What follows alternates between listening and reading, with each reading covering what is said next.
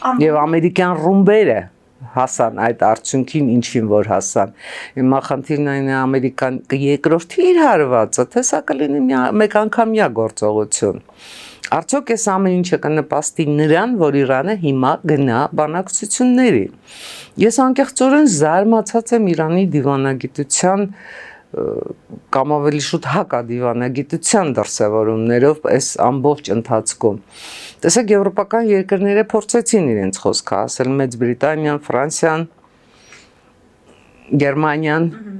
բանակցություններ Արարչիի հետ, բանակցություններ, որոնցից առաջ Իրանի արտաքին գործերի նախարարը հայտարարում է, ես չեմ հավատում բանակցություններին։ Տեսեք, մենք էլ Ալիևին չենք հավատում։ Բայց գնում ենք, չէ՞, հետը բանակցելու։ Այսինքն բանակցություններից առաջ հայտարարել, որ չես հավատում բանակցությունների արդյունքին, բարձրակարգ դիվանագետի համար թերևս նոնսենս է, որտեղ դիվանագետի խնդիրը ոչ այնքան անկեղծությունն է, իր զգացումները, զգացմունքները այսպես անկեղծորեն ներկայացնելը, որքան իր երկրի համար շահեկան դիրք ապահովելը, որքան անգամ ամենածանր իրավիճակում գնալ բանակցել եւ բանակցություններով ստանալ այն, ինչ չես ստացել մյուս բոլոր պարագաներում։ Իրանի արտաքին գործերի նախարարությունը կամ գուցե Իրանի հոգևոր իշխանությունը, որովհետև բոլոր դեպքերում Իրանում իշխողը ոչ այնքան նախագահը, որքան Իրանը կրոնապետություն է, որքան այաթոլլա Ալի Խոմեյնիին է։ Գուցե նրա թելադրանքն է Իրանի նման պահվածքը, բայց կարծում եմ արդեն այնքան են իրավիճակը այնքան է հասունացել, իրադարձությունները այնպեսի ընթացք են ստացել, որ Իրանը ինքը իր համար գոնե մեկ հարցի պետք է պատասխանած լինի։ Գնում եմ միջուկային գործարքի, գնում եմ բանակցության, այդ բանակցություններում ասում եմ այո, թե շարունակում եմ պնդել են երկար հայտարարությունների շարանը, ավարտեք ռազմական գործողությունները, որից հետո մենք միայն կբանակցենք, ճնշումներով Իրանը բանակցությունների չի գնա եւ այլն։ Առավել եւս նոնսենս է Իրանի արտաքին գործերի նախարարի Մոսկվա գնալը։ Ինչ պետք է այո, Պուտինի հետ բանակցությունները։ Գիտեք, տասնամյակներով Իրանում համենայն դեպս հեղափոխությունից հետո մեծ սատանա անվանել են Ամերիկայի Միացյալ Նահանգներին, փոքր սատանա Ռուսաստանին։ Ու դա որևէ մեկի համար գաղտնիք չի։ Լավ, հիմա Իրանը ինչ է անում, փորձում է մեծ սատանայի դեմ գնալ փոքր սատանայով, այն պարագայում, երբ այդ նույն մեծ սատանան, փոքր սատանային, երբ որ առաջարկեց իր միջնորդական, այսպես ասած, ջանքերը, եսի ինչը պատրաստակամությունը, Պուտինը Տրամպը ինչ պատասխանեց, ասեց նստիր տեղդ, գնա քո հարցերը լուծի, գնա քո կոնֆլիկտների հետևից ընդեղ միջնորդական ջանքեր գործադրի Ուկրաինայի հետ արի համաձայնության, ստեղ դու գործ չունես։ Արդյոք դա Արաքչին չգիտի, իհարկե գիտի։ Եվ դարձյալ գնում է Ռուսաստան, նույնիսկ գնում է Թուրքիա, հետո Ռուսաստան։ Եթե ուշադրություն դարձրել եք, միջազգային հանրությունը համարյա թե դատապարտող խոսք չասեց Իսրայելի հասցեին, հակառակ նրան, որ այո, Իսրայելը խախտել է ՄԱԿ-ի կանոնադրությունը։ Ընդամենը երկու դատապարտող հայտարարություն է եղել, մեկը հնչել է Մոսկվայից, մեկը հնչել է Թուրքիայից։ Այսինքն միջազգային հանրությունն ընդունում է Իսրայելի պաշտպանության իրավունքը։ Միջազգային հանրությունն ընդունում է, որ Իրանը այնուամենայնիվ ահաբեկիչներին ֆինանսավորող, ահաբեկիչներին սնուցող պետություն է, եւ այդ ահաբեկիչները Համասում են, եւ այդ ահաբեկիչները Հեզբոլլահում են, եւ այդ ահաբեկիչները հութիներն են, եւ այս բոլոր գործողությունները նաեւ այնքան այս ամբողջ շրջագծով նրանց հնարավորությունները նեղացվեցին, նրանք այնքան դուրս մղվեցին, նրանց ռազմական հնարավորությունները այնքան նվազեցվեցին, որ հիմա հարվածը հասցվում է Թեհրանին։ Սա է ամբողջ խնդիրը։ Եվ արդյոք դա չեն հասկանում Թեհրանում, արդյոք դա չեն հասկանում Մոսկվայում, արդյոք դա չեն հասկանում Անկարայում։ Չէ՞ որ Էրդողանը բացահայտ հայտարարել է, որ հաջորդը Թուրքիան է լինելու, այսինքն ինքն էլ իր վախերն ունի։ Սա է միջազգային իրավիճակը։ Եվ այսքանից հետո, եթե Թեհրանում դեռ որոշում են կայացնում, որ իրենք ինչ-որ պայմաններ պիտի առաջարկեն կամ ինչ-որ շարունակեն հարվածներ հասցնել Իսրայելին, լավ հարվածեցին, լավ ասենք մի քանի նավիրվեց, լավ, մի քանիսով ավելացավ զոհերի թիվը, սկզբունքային, ռազմավարական նշանակության ինչ խնդիր այսօր ունի Իրանը լուծելու, պատժամիջոցների վերացումը, Անվտանգության հաստատումը, խաղաղության հաստատումը։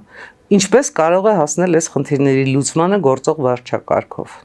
Սա է խնդիրը։ Եվ պատահական չի, որ այս ամբողջ ընթացքում շրջանառվում էր նաև թե Նետանյահուի թեթև ձեռքով, թե Իրանի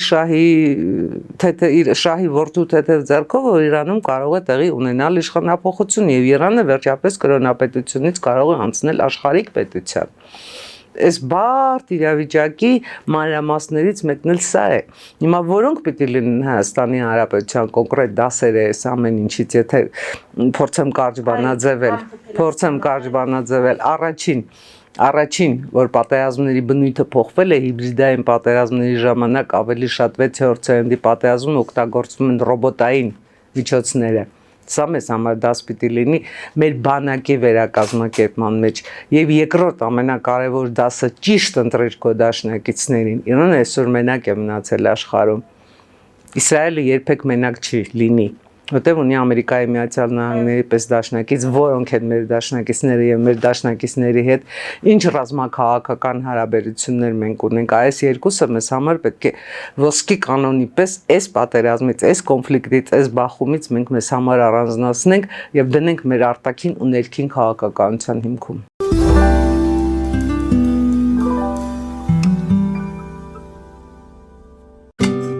Ինչ է պետք տունը, առանձնատունը կամ ամառանոցը հաճելի, հարմարավետ դարձնելու համար։ Ճիշտ ընտրած կահույք, օրիգինալ դեկորներ, հյուրերին ընդունելուց գեղեցիկ սպասք, գուցե նոր սփռոց։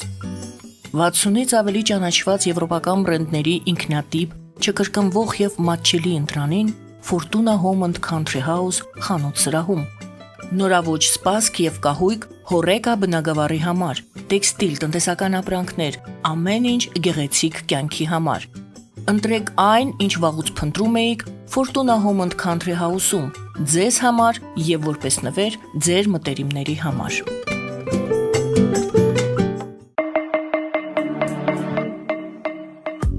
Յուրաքանչյուր զարդ գլուխ գործոց է, պատրաստված ամենայն ճշգրտությամբ եւ կրքով, որոնք կընդգծեն ձեր անհատականությունն ու գեղեցկությունը։ Մեր զարդերը պարզապես աքսեսուարներ չեն, այլ սիրո խոստովանություններ, որոնք կդառնան ձեր հիշողությունների խորհրդանիշը։ Դրանք ձեզ կդարձնեն ոճային եւ գրավիչ։ Ձեր պատմությունը սպասում է։ Ֆելիչե ժամանակակից ատամնաբուժական կլինիկա։ Այստեղ հարմարավետությունն ու խնամքն առաջնային են։ Այստեղ կիրառվում են ատամնաբուժական ամենաժամանակակից տեխնոլոգիաներ, ճշգրիտ ախտորոշում, արդյունավետ բուժում, նուրբ փորձառություն եւ անհատական մոտեցում։ Սկսած սովորական մանրուքներից մինչև առաջադեմ ընթացակարգեր, այստեղ դուք գտնվում եք բարձր որակավորում ունեցող եւ փորձառու ատամնաբուժական մասնագետների ձեռքերում։ Մեր բարեկամական եւ հյուրընկալ անձնակազմն այստեղ է յուրաքանչյուր այցը հաճելի դարձնելու համար։ Ֆելիչե, ձեր առողջ եւ ամենաերջանիկ շպիտը սկսվում է այստեղից։ Եկեք եւ բացահայտեք նորարարության փորձագիտության եւ կարեկցանքի կատարյալ համադրությունը։ Երևան շիփինգ, սենսացիա ստեղ, հա։ Այո, ճիշտ եք եկել։ Սանդրոցներ Երևան ուղարկելը $2.99 օթանավով։ Այո, Իսկ եթե դոլար ուղարկես, դոլար ստանան։ 1%, հա։ այո, Իսկ որ տանեն տուն հասցնեն, էլի 1%, հա։ 2%։ Երասը ծրի է, էլի։ Ժողովուրդ սենսացիա, ծրի է։ Նորթ Հոլիվուդ կլենդել։ Jackpot հագուստի վաճառակենտրոնը վերաբացվել է Թահանգա քաղաքում։ Նոր տեսականի, նոր արժեքներով ու նոր զեղչերով։ Եվրոպական հագուստ եւ կոշկեղեն կանանց, տղամարդկանց եւ երեխաների համար։ Օծանելիք, ճամպրուկներ, պայուսակներ, գիշերանոցներ, գոտիներ եւ դրամապանակներ։ Մեծ ապրանքատեսականի, մեծ զեղչերով։ Համեցեք Jackpot Թահանգայում։ Հասցեն 7057 Foothill Boulevard։ Հեռախոս 818 813 2252։ Jackpot։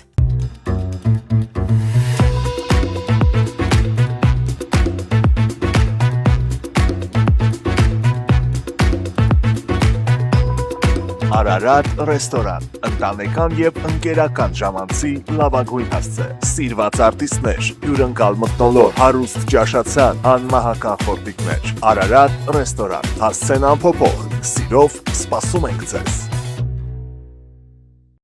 Լավագույն պաղպաղակ, բնական, համեղ եւ մատչելի գներով պաղպաղակը կարող եք ձեռք բերել բոլոր հայկական խանութներում։ Պահանջեք հայկական պաղպաղակ, Թամարա պաղպաղակ։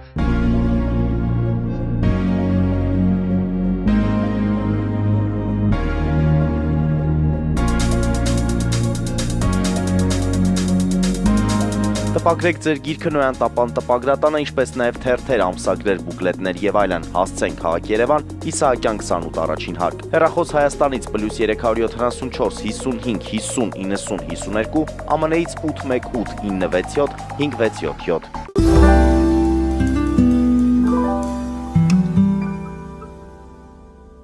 Տիկին Ադամյան, ամփոփելով շատ կարճ անդրադառնանք նաև այս իշխանություն, հոգևորականություն վերջին օրերին այդ առճակատմանը, դուք այն անվանում եք արդեն եկեղեցի պետություն հակամարտություն կամ առճակատում, չգիտեմ, շատերն էին այդպես բնութագրումի սկզբանե, բայց ոմանք դեմ էին արտահայտվում, որ պետք չի ասել, թե եկեղեցու դեմ է Նիկոլ Փաշինյան, ասում էին առանձին հոգևորականներ քաղաքականությամբ են զբաղվում, ստանում են համարժեք պատասխան։ Հիմա այս ամենի վտանգավորությունը ո՞րն է։ Մենք տեսնում ենք, որ կաթողիկոսը երեկ էլ հայտարարություն տարածեց, որ հակաեկեղեցական արշավ է, որը պետականության դեմ է, որը խարխլելու է մեր պետականության հիմքերը եւ իշխանությունը չպետք է այսպիսի վարքագիծ դրսևորի, այս առճակատումը մեր երկրի շահերից չի բխում։ Ձեր թույլտվությամբ ես մի քիչ կփորձեմ երկար պատասխանել այս հարցին, որտեղ ինձ համար իսկապես սա սկզբունքային նշանակություն ունեցող հարց է։ Գիտեք, մենք սովորաբար բոլորս շատ հեշտորեն սահում ենք իրադարձությունների մակերեսով ու չենք փորձում խորանալ պատճառների մեջ։ Ինչու էսպես եղավ, ինչու էս հետևանքներին արդեն ողջ հասարակությանը փորձեցին ներխառնել։ Ինձ համար ի սկզբանե միանշանակ է, որ չի կարող լինել պետություն եւ հայ առաքելական եկեղեցի հակամարտություն, դա բացառվում է, դա դեմ է ազգային միասնությանը, դա բացառվում է։ Կարող է լինել հոգևորականներ իշխանություն կոնֆլիկտ եւ այսօր հոգևորականություններ իշխանություն կոնֆլիկտ է, որը փորձում են երկկողմանի փորձում են բարձրացնել, վերաճեցնել, այսպես ասած, պետություն եկեղեցի կոնֆլիկտի, որը չի ստացվելու, որովհետեւ հայ առաքելական եկեղեցին հավատացեք ինձ մի քանի բարձրաստիճան հոգևորականներ չեն, որոնք մտել են քաղաքականության մեջ։ Հայ առաքելական եկեղեցին մենք ենք, դուք եք, ես եմ, հավատացյալներն են, այն հոգևորականներն են, որոնք շատ ազնիվ, շատ Աստծո հետ հաշտ ու մարդկության հետ հաշտ իրենց ծառայությունն են մատուցում եկեղեցուն եւ բոլորովին նրանց անունները մենք չենք իմանա երբևէ, որովհետեւ նրանք սկանդալների մեջ չեն մտնում։ Նրանք ծառայում են Աստծուն ու ժողովրդին։ Այն նրանք են հայ առաքելական եկեղեցին եւ այն հավատացյալները, որոնք եւս չեն ներքաշվում այս ամեն ինչի հետ, որոնք մնում են իրենց Աստծո հետ, մնում են իրենց հավատի հետ։ Այդ նրանք են հայ առաքելական եկեղեցին, բայց մեր գերքաղաքականացված ժամանակներում այնպես ստացվեց,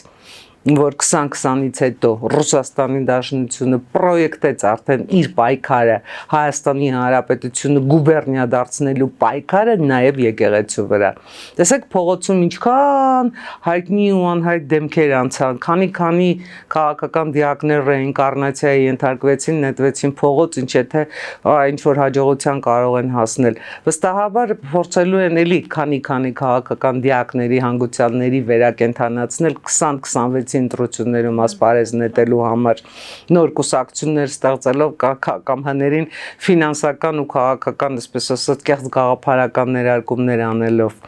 Ամենացավալին ինձ համար այս ամբողջ իրադարձությունների մեջ այն էր, որ աշխարհիկ բոլորից հույսները կտրած Կրեմլում որոշում ընդունվեց, որ պետք է ներքաշեն այս պայքարի մեջ եկեղեցուն, որովհետև եկեղեցին հայ ժողովրդի համար գերկարևոր նշանակություն է ունեցել թե պետականություն չունեցած ժամանակահատվածներում դա դարերի ընթացքում, թե պետականություն ունեցած ժամանակահատվածում։ Այսպես եկեղեցին մտավ քաղաքականության։ Իսկ իշխանության արձագանքը դա նորմալ է, այն բառապաշարով, որով վարչապետն է արձագանքում, դա նորմալ է Տիկին Ադամյան։ Ես կարծում եմ, որ այստեղ առաջին քայլը այնուամենայնիվ եկեղեցին պետք է անի կարգալուծանելով այն հոգևորականներին, որոնք բացահայտ մտել են քաղաքական պայքարի մեջ։ Խոսքը երկու թեմերի առաջնորդների մասին է, որոնք հեղաշրջման կոչեր, փորձեր, եսիմինչեր են անում, սրբազան պայքարներ եսիմինչեր են ստեղծում, հայտարարում, այո։ Նիկոլ Փաշինյանի բառապաշարին անդրադառնալով միանշանակ մերժելի է այդ բառապաշարը, բայց մենք ապրում ենք այնպիսի ժամանակներում, որ պատկերացրեք Նիկոլ Փաշինյանը հանկարծ ոսկեղենիկ հայերենով գրում է. հայ առաքելական եկեղեցու հարգարժան հետևորդներ եւ այլ եւ այլ եւ այլն, եւ որևէ մեկը նրան ուշադրություն դարձնելու է, այ էպատաժը, սկանդալը այսօր դարձել է քաղաքականության գործիքներից մեկը։ Եվ սա եւս հիբրիդային պատերազմի գործիք է։ Մեզ բոլորիս փորձում են ներքաշել այդ էպատաժի մեջ, մեզ բոլորիս փորձում են դարձնել ցինիկ, մեզ բոլորիս փորձում են դարձնել անտարբեր, մեզ բոլորիս փորձում են դարձնել ինչու ոչ նաեւ հայհոյախոս։ Այո։ Եվ սրա պատճառը գիտեք որն է։ Ասեմ չզարմանաք, սրա պատճառը 2020-ի մեր պարտությունն է։ Սրա պատճառը այն է, որ այն ժամանակ մեր մեջ այնքան վախ, տագնապ, ինչ ասեմ, պարտության ցավ ու կսկից կուտակվեց, որի հետ մենք չենք կարողանում հաշտվել, որը մենք դեռ չենք կարողացել մեզնից դուրս մղել։ Այ մենք դառնում ենք ագրեսիվ, ազգովի մենք դառնում ենք ագրեսիվ, եւ մեր ագրեսիան մենք չենք ուղղում թշնամու դեմ, այդ թշնամին ստորենագրակում է, այդ ագրեսիան մենք մեր դեմ ենք ուղղում։ Հիմա սա մեզ օգուտ է, թե վնաս է, սա պետության հիմքերը քայքայում է, թե չի քայքայում, սա մեզ որպես հասարակություն միմյանց նկատմամբ ավելի հանդուրժողական, տոլերանտ, սիրալիր, չգիտեմ, ինչ է, հարգալից նվազագույնը, միանգամայն ճիշտ եք, նվազագույնը հարգալից դարձնում է, կարծում եմ ոչ, եւ այստեղ արդեն մենք վերջակետելու ժամանակն է։